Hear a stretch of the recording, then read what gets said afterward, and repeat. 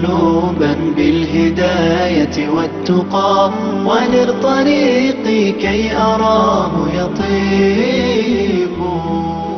الحمد لله رب العالمين، والصلاة والسلام على أشرف الأنبياء والمرسلين نبينا محمد وعلى آله وصحبه أجمعين. Chers frères, chères sœurs, assalamu alaikum wa rahmatullahi wa barakatuh. Et bienvenue dans ces cours sur le mois de Ramadan. Et bi'idhnillahi ta'ala, aujourd'hui, nous allons commencer par répondre à comment connaître l'avènement du mois de Ramadan. Comment on connaît le début du mois de Ramadan, le début du mois de Ramadan. Eh bien, on a trois moyens qui nous permettent de connaître si le mois de Ramadan a débuté ou pas. Et nous allons les citer un par un. Donc le premier, l'avènement de ce mois devient officiel que par trois moyens. Le premier, la vue du croissant lunaire le soir du 29e jour de Sha'ban. Le soir du 29e jour de Sha'ban. Le mois de Sha'ban, c'est celui qui précède le mois de Ramadan. Car un mois lunaire est composé de 29 jours minimum ou 30 jours maximum. Et il n'excède pas les 30 jours. Donc, au 29e jour du mois lunaire de Sha'ban, qui est celui qui vient avant le mois de Ramadan, la lune doit être, le croissant de lune doit être observé. Le croissant lunaire doit être observé. Et s'il est observé, le croissant lunaire à la 29e journée au soir de la 29e journée du mois de Sha'ban, s'il est observé le croissant lunaire, eh bien cela marque la fin du mois de Sha'ban et le début du mois de Ramadan. C'est-à-dire que le lendemain débute le jeûne du mois de Ramadan. Et donc, s'il a été observé le soir, qu'est-ce qu'il se passe? On commence donc la prière du Tarawih après la prière du Isha. Après la prière du Isha, débute la prière du Tarawih. Et on commence le jeûne à partir de l'aube. À partir du lendemain, à partir de l'aube, car nous sommes le premier du mois de Ramadan. Donc, à la 29e journée du mois de Sha'ban, au soir de la 29e journée du mois de Sha'ban, si le croissant lunaire est observé, cela montre la fin du mois de Sha'ban et le début du mois de Ramadan. Et donc, après le Isha, les gens prient la prière du Tarawih et le lendemain, ils commencent le jeûne à partir de l'aube, car c'est le début, cela annonce le début du mois de Ramadan et c'est le premier jour du mois de Ramadan. La vue du croissant lunaire, c'est une adoration, le fait de regarder cette lune, subhanallah. Allah subhanahu wa ta'ala, il en a fait des signes.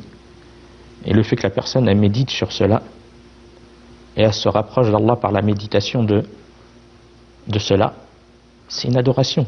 Donc le fait de revenir à regarder la lune afin d'affirmer le début de l'entrée du nouveau mois, la personne elle se rapproche d'Allah par cela.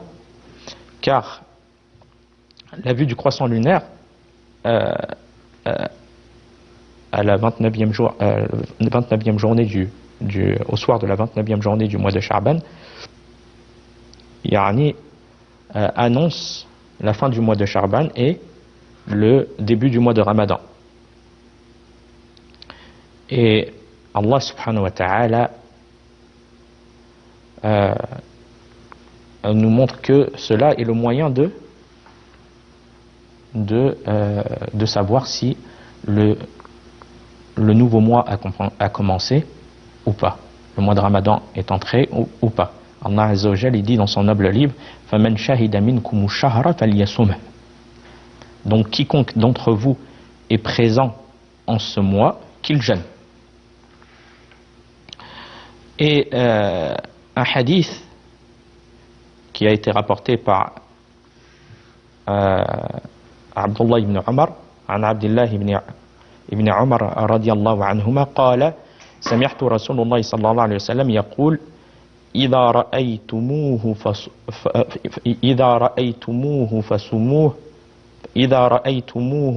فصوموا وإذا رأيتموه فأفطروا فإن غم عليكم فاقدروا له. Ce hadith qui était rapporté par Ibn Umar, qu'Allah soit satisfait de lui et de son père, le prophète sallallahu alayhi wa sallam a dit: si vous voyez la nouvelle lune, c'est-à-dire le croissant lunaire du mois de Ramadan, qu'est-ce qu'il faut faire? Jeûner.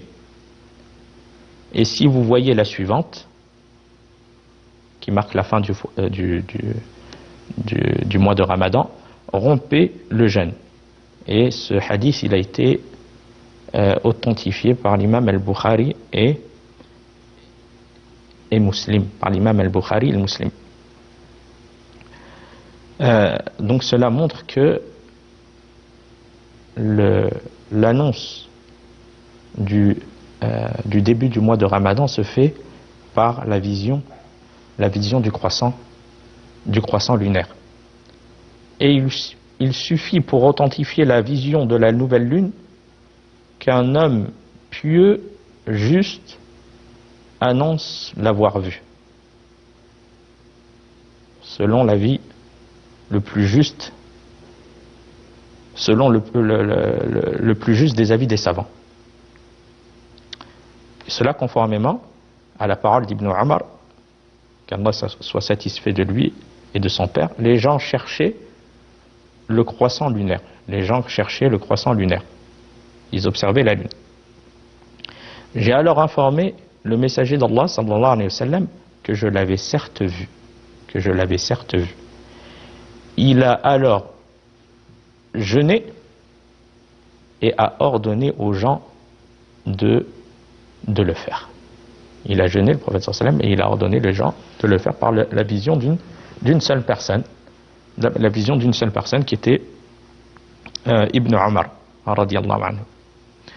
Donc cela suffisait. Le deuxième moyen, c'est-à-dire que la lune n'a pas été vue au soir de la 29e journée de Sha'ban. Au soir de la 29e journée de Sha'ban, la lune n'a pas pu être observée. Alors que la lune était claire.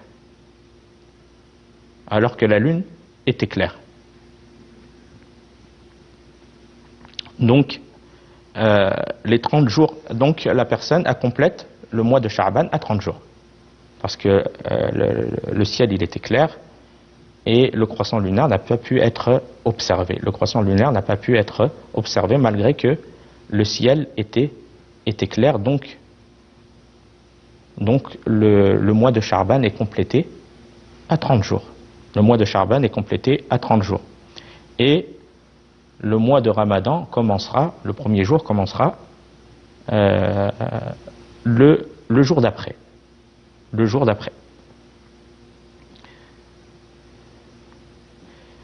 Nous avons aussi la lune qui n'a pas pu être vue au soir de la 29e journée de Sha'ban,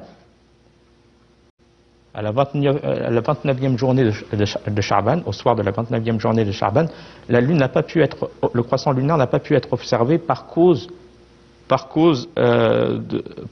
raison météorologique. Des choses qui ont empêché de voir le croissant lunaire. Donc aussi, le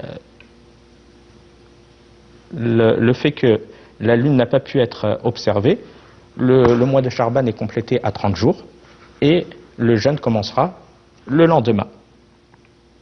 Donc le mois de Sha'ban est complété à 30 jours, car le prophète sallallahu alayhi wa sallam a dit, certes le mois est de 29 jours, n'entamez le jeûne que lorsque vous apercevez le premier croissant de lune.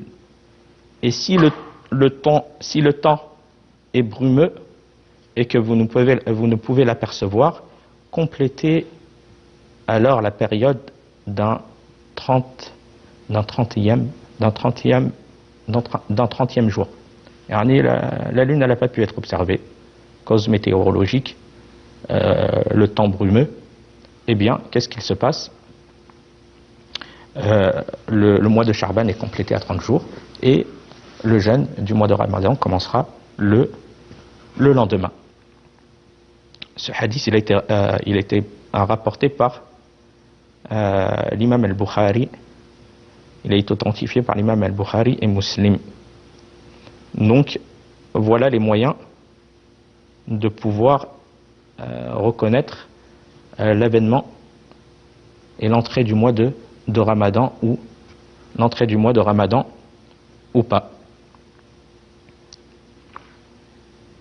Non. Puis le 30e jour du mois de Sha'ban, c'est ce qui est appelé le jour du doute. C'est ce qui est appelé le jour du doute. Et les savants, ils disent qu'il est détestable et même pas permis de jeûner le 30e jour de Sha'ban, que la nuit soit claire ou couverte. Même si la nuit elle est claire, ou la nuit est couverte, il n'est pas permis de jeûner le 30e jour, où il est détestable de faire cela, selon l'avis des savants, de jeûner le jour du doute, qui est le 30e jour du mois de Sha'ban.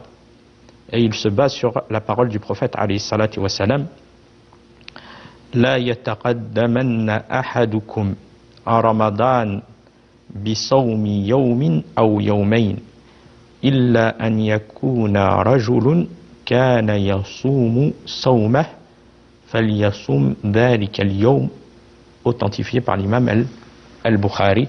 Le prophète sallallahu alayhi wa sallam dit, ne faites pas précéder le mois de Ramadan par un jour ou deux de jeûne, à l'exception d'une personne qui avait l'habitude de jeûner, Donc si la personne, par exemple, a dit, moi le 30e jour de Sha'ban, c'est possible que ce soit le mois de Ramadan qui soit entré. Donc moi, par précaution, je vais jeûner. Par précaution, je vais jeûner. Eh bien, on dit la parole du prophète alayhi salatu wassalam,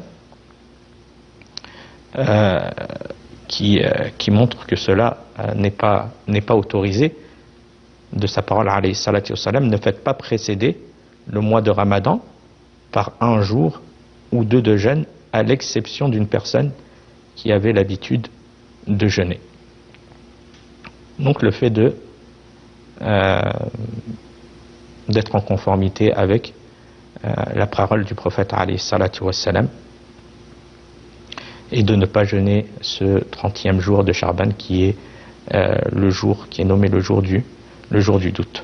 Et le prophète alayhi salatu wassalam a dit dans un autre hadith, il a été rapporté dans un autre hadith, dans une autre parole de Ammar, qu'Allah l'agrée, qui a dit Man sama al-yawm alladhi yushakku fih faqad asa Aba al-Qasim. sallallahu alayhi wa sallam, celui qui jeûne le jour du doute aura certes désobéi à Abul Qasim, qui est le surnom du prophète alayhi salatu wa salam. Donc tout cela nous montre le fait de ne pas jeûner le jour du doute, de ne pas le jeûner le jour du doute. Nous avons aussi un autre point, les calculs astronomiques dans le but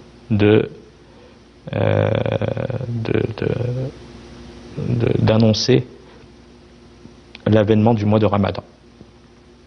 Eh bien, même à l'époque, il y avait des gens qui étaient très forts en mathématiques, en astronomie et autres. Et malgré cela, les gens ne prenaient pas cela en considération, du fait que ce qui est demandé, c'est d'être en conformité avec la parole d'Allah subhanahu wa ta'ala, ainsi que la parole du prophète alayhi salatu wa salam, et de faire revivre cela, le fait que les gens s'unissent, la communauté s'unisse sur cela, le fait de regarder le croissant lunaire et de se rapprocher d'Allah par cela, avoir l'intention de se rapprocher d'Allah par cela, et c'est une adoration. Le fait de regarder et de s'unir sur cela, et de montrer l'union des musulmans par cela, le fait de regarder, d'observer le croissant lunaire, afin d'annoncer l'entrée du mois de Ramadan. Donc la confirmation de l'avènement du mois de Ramadan par les calculs des astronomes et mathématiciens n'ont pas à être, et ce ne sont pas les moyens qui sont légiférés pour définir l'entrée et l'avènement du mois de Ramadan. Non. Et il n'y a aucune preuve aussi, soit dans le Coran, soit dans la Sunna, qui prouve que cela peut être fait par des calculs, par les calculs des astronomes. Donc la personne, elle doit délaisser cela et se soumettre à la parole d'Allah subhanahu wa ta'ala, ainsi que la parole du prophète sallallahu alayhi wa sallam, comme nous avons cité. Comme le prophète alayhi salatu wa salam, dans le hadith qui a été rapporté par l'imam al-Bukhari, Soumu li ru'yatihi wa aftiru li ru'yatihi fa in ghubbiya alaykum fa akmilu iddata sha'ban 30. Le prophète sallallahu alayhi wa sallam a dit, lorsque vous ne pouvez l'apercevoir, le croissant lunaire, complétez alors la durée du mois de Sha'ban d'un 30e jour. Et aussi, de plus, un certain nombre de savants ont rapporté aussi la non-considération à l'unanimité des pieux prédécesseurs concernant l'application du calcul pour l'avènement du mois de Ramadan. Donc ce qui prouve que ce n'est pas une chose qui est légiférée, car il n'y a pas de preuve claire sur le sujet et sur l'autorisation d'autoriser cela. Non. Et la personne a la crainte de faire une chose qui n'est pas en conformité, parce que comme nous l'avons cité dans de nombreux cours, la personne, elle doit adorer Allah subhanahu wa ta'ala avec sincérité et selon le suivi du messager d'Allah sallallahu alayhi wa sallam. Donc le fait de faire une chose qui n'est pas légiférée, c'est peut-être une cause que de la non-satisfaction d'Allah sur la personne. Car le prophète alayhi salatu wa sallam a dit dans un hadith, Man amila amalan laysa alayhi amruna fahuwa rad. Celui qui accomplit une œuvre qui n'est pas sur nos ordres, la verra rejetée. Donc la personne a craint pour elle de voir son œuvre rejetée du fait qu'il ne soit pas en conformité avec la parole d'Allah, avec les ordres d'Allah ainsi que de son messager d'Allah, ainsi que du messager d'Allah sallallahu alayhi wa sallam. Nous devons aussi, pendant ce mois, ce qui est demandé, c'est de multiplier le repentir, car nous sommes dans le besoin. Saisir l'occasion de ce mois, de ce noble mois, afin de multiplier le repentir et la demande de pardon à Allah subhanahu wa ta'ala. Allah azza wa jal dit: Ya ayyuhalladhina amanu tubu ila Allahi tawbatan nasuha. Ô vous qui avez cru, repentez-vous à Allah d'un repentir sincère. Et nous sommes tous dans le besoin de se repentir. Nous tous on commet des péchés et nous sommes tous dans le besoin du repentir, et aussi que ce soit une cause pour ceux qui ont commis des grands péchés et autres, des grandes désobéissances, et bien de savoir qu'Allah Azza wa Jal, il pardonne les péchés, et de profiter de ce mois afin de demander, de prendre des nouvelles résolutions et de demander à Allah Azza wa Jal pardon de ses péchés. C'est une occasion, et aussi de repartir vers quelque chose de nouveau en sortant de ce mois, de repartir vers ce qui est de meilleur, vers la recherche de la satisfaction d'Allah Azza wa Jal.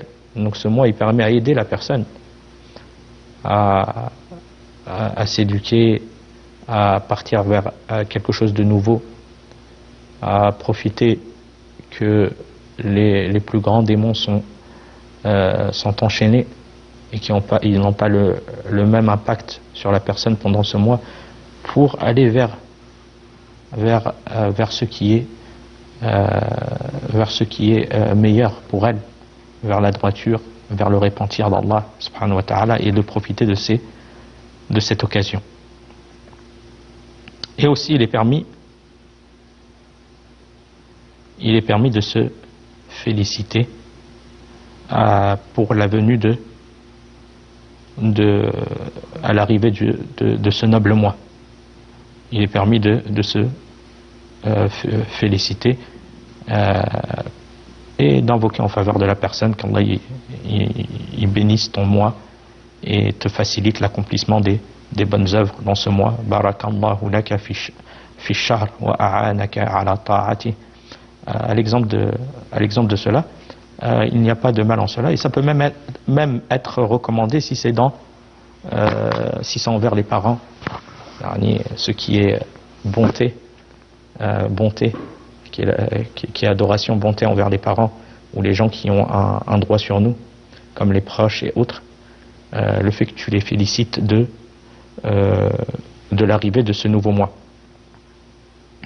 car cela a été authentifié par le prophète alayhi salatu wassalam, et Inch'Allah bi'idhnillahi ta'ala nous verrons cela au prochain cours. Wa fil khitam hada wallahu a'lam wa sallallahu ala nabiyyina Muhammad wa assalamu alaykum wa rahmatullahi wa barakatuh. دعوتي لله رب العالمين تطيب أسعد قلوب